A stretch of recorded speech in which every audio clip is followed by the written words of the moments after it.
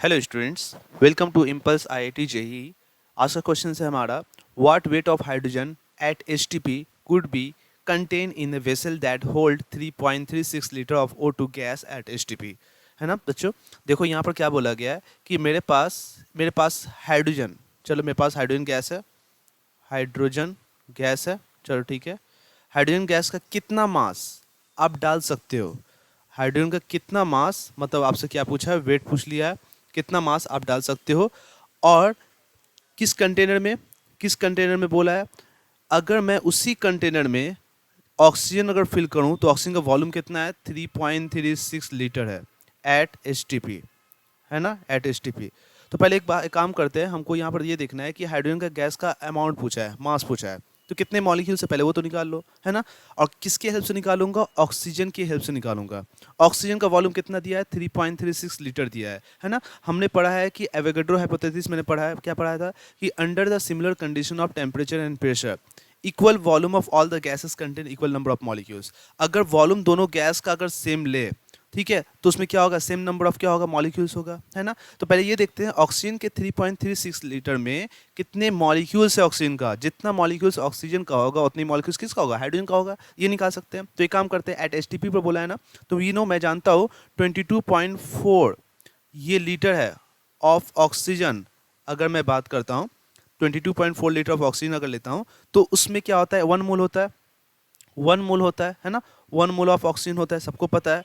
अगर 1 मोल ऑक्सीजन है तो उसमें एक मोल में कितना रहता है, मॉलिक्यूल्स रहता है ऑक्सीजन का, बताओ। एक मोल में आपका होता है एवोगैड्रो होता है, एवोगैड्रो मतलब एवोगैड्रो नंबर्स, इतने मॉलिक्यूल्स होते हैं, N A molecules of oxygen present होते हैं, है ना। तो आपसे कितने वॉल्यूम दिया गया, देखो यहाँ पर 3.36 लीटर दिया हुआ है ना।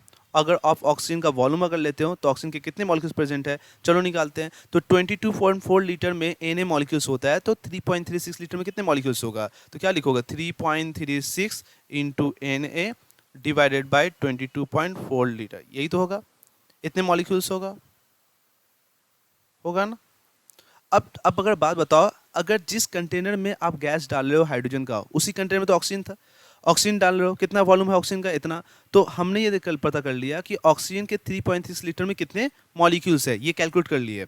अब इतने ही मॉलिक्यूल्स तो किसका होगा, हाइड्रोजन का होगा, क्योंकि इक्वल वॉल्यूम में इक्वल नंबर ऑफ मॉलिक्यूल्स होता है। तो जितने मॉलिक्यूल्स मेरा ऑक्सीजन का है उतने मॉलिक्यूल्स किसका होगा, हाइड्रोजन का होगा। तो मुझे ये पता चल गया कि 3.36 इंटू Na डिवाइडेड बाई 22.4, ये मॉलिक्यूल्स आप किसका हो गया, इतना मॉलिक्यूल्स आपका प्रेजेंट है ऑफ हाइड्रोजन का। अब आपको ये कैलकुलेट करना है कि इतने मॉलिक्यूल्स ऑफ हाइड्रोजन में कितने, क्या है उसका वेट, क्या है, ये आपको निकालना है। तो वी नो, मुझे पता है क्या, अगर आप H2 अगर बात करते हो तो उसमें 2 ग्राम होता है ना, 2 ग्राम। तो हम ये बोल सकते हैं 6 पॉइंट, या Na बोल दे, Na molecules, Na molecule, Na molecules of hydrogen अगर मैं बात करता हूँ तो उसमें क्या होता है, 2 ग्राम होता है, एक मोल में कितना होता है, 2 ग्राम होता है ना, ठीक है। तो वही मैं अगर बात करता हूँ 3.36 इंटू, अगर मेरे पास इतने मॉलिक्यूल्स है 22.4, अगर इतने मॉलिक्यूल्स है तो बताओ कितना होगा मेरे पास, कितना होगा वो निकालो। तो क्या लिखोगे, 2 into 3.36 into Na divide by 22.4, ये आ जाएगा आपका, और डिवाइड बाई Na आ जाएगा, इतना ग्राम हो जाएगा। तो Na से Na कट गया यहाँ पर, है ना। अब 2 से कट जाएगा तो 11.2 हो जाएगा। अगर इसको काटोगे, ठीक है, तो ये आ जाएगा आपका 0.30 ग्राम आ जाएगा, है कि नहीं, क्लियर है। तो मेरा ऑप्शन क्या होगा, ऑप्शन मेरे पास सी होगा, क्लियर।